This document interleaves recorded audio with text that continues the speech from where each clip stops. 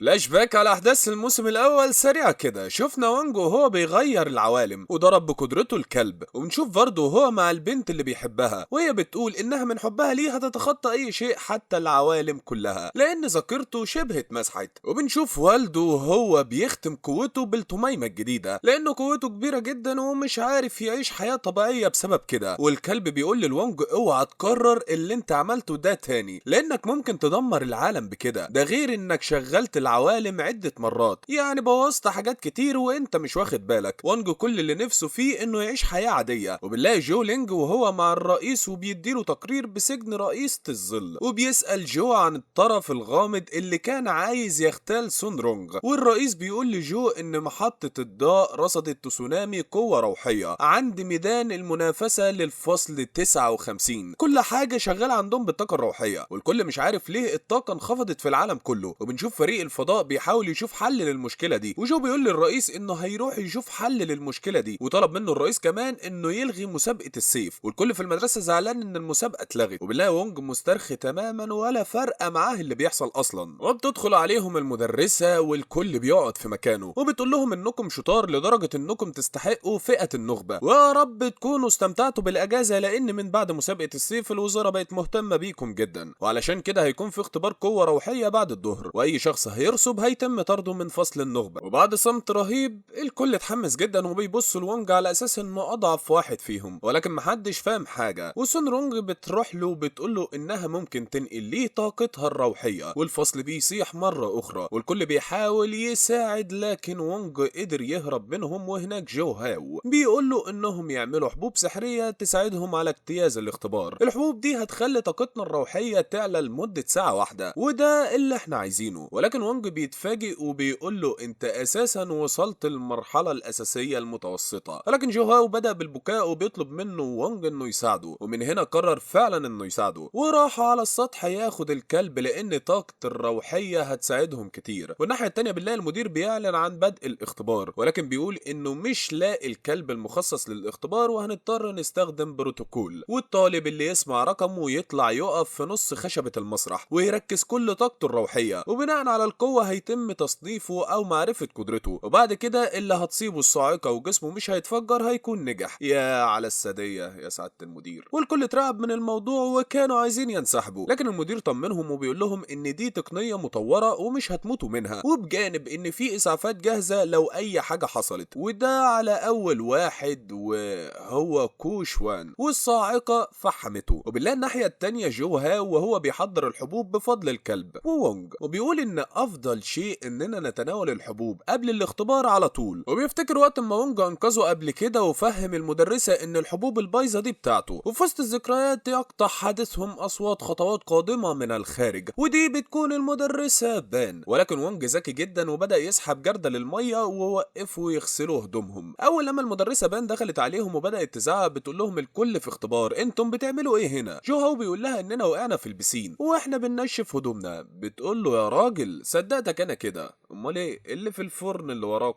ده؟ واتوتر جدا وما بقاش عارف يرد. وانج غمز للكلب ووقع المدرسه بان على الارض، وبتستغرب ان ده الكلب اللي المفروض يحل محل البروتوكول، ايه اللي جابه هنا؟ وفي الوقت ده قدروا ان هم يشيلوا الحبوب قبل ما المدرسه تقفشهم. ولما فتحت البراد لقت شرابات وعليها شويه بهارات. يا نهار ابيض على الحوارات. وبدات تزعق بعلو صوتها ان هم يروحوا على المسابقه بسرعه بعد ما يخلصوا تنشيف هدومهم. وانج بيسال جو هاو بعد ما المدرسه خرجت بيقول له الحبوب فين؟ جو هاو بيقول له انه خباها في معدته. يا نهار ملون مش باين له معالم. بدا ساعتها يتحول لسيجما جو هاو واتنفخ، لكن وانج اداله بالكف فساه وبيفتح عينه جو هاو وبيكون الدور عليه، وبدا يجري على الخشبه. ولكن عدى ساعه من تناول الحبوب، يعني تقريبا مش هتشتغل، ولكنه حاول بكل قوته وفعلا قدر ينجح في الاختبار. وروح السيف جينكي بيقول لوونج ان ضربته وصلته لعنق الزجاجه. وجه الدور اخيرا على ابننا وونج، وجو هاو خايف جدا لانه اكل الحبوب بتاعته. والمدير والمدير بيديله قبعة لأن قوته ضعيفة جدا والمفروض إن دي تحميه، بس على مين؟ إيه يا ابني انتم مش عارفين الوحش ده مخبي إيه جواه. ولما وقف على الخشبة القوة بتاعته فجأة الكل والجميع بقى في حالة صدمة من اللي شايفينه. جينكي بيقول له يا باشا انت مالكش حدود، ولكن وانج بيقول لجينكي انه هتدبر الامر وبيسأل امتى السحابة هتختفي. جينكي بيقول له لحد ما يستنفذ التشكيل الروحي كل طاقته، وبيحاول يوقفوا الاختبار لكن محدش قادر. وونج اخد كل الطاقة الروحية اللي في المدينة، وحتى الناس اللي في الفضاء مش فاهمين ازاي القوة الروحية اللي في العالم بتختفي كده. وجينكي بيقول للونج انك بكده هتموت،